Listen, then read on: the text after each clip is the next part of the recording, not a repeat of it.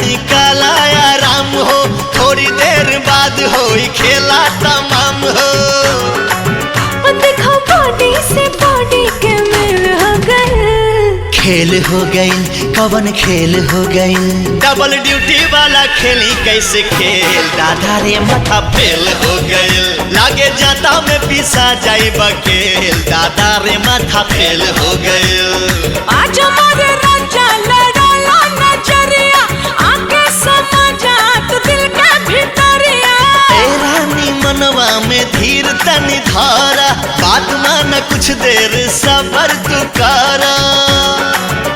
अरे दहिया से दहिया के मेल हो गए, खेल हो गई कवन खेल हो गई, डबल ड्यूटी वाला खेली कैसे खेल, दादा रे माथा फेल हो गई, लागे जाता में पिसा जाई बकेल, दादा रे माथा फेल हो गई।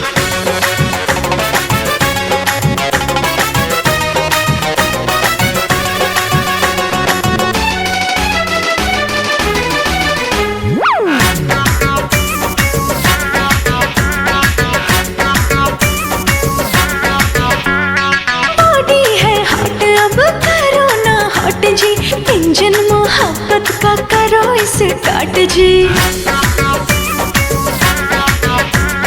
रात बाटे बाकी हो बात बाटे बाकी, सजिया पे कुल्ही खुर्रा भात बाटे बाकी। झुनके लचूड़ी खनक जाला कंगना, सुरहो सिंगार खोजे प्यार तो हर सजना।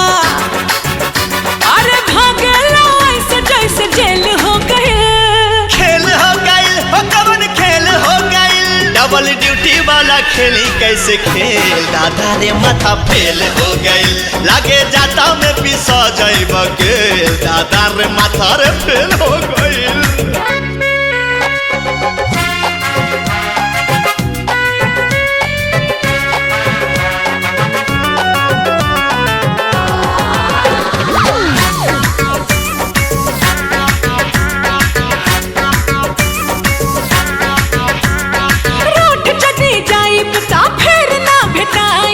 कितनो बोलई बाना कहिया में आइब,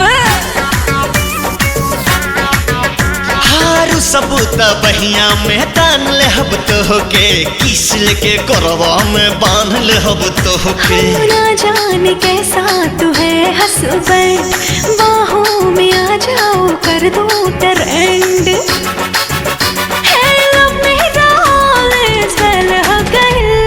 खेल हो गई कवन खेल हो गई, डबल ड्यूटी वाला खेली कैसे खेल, दादा रे माथा फेल हो गई, लागे जाता में पिसा जाई बकेल, दादा रे माथा फेल हो गई।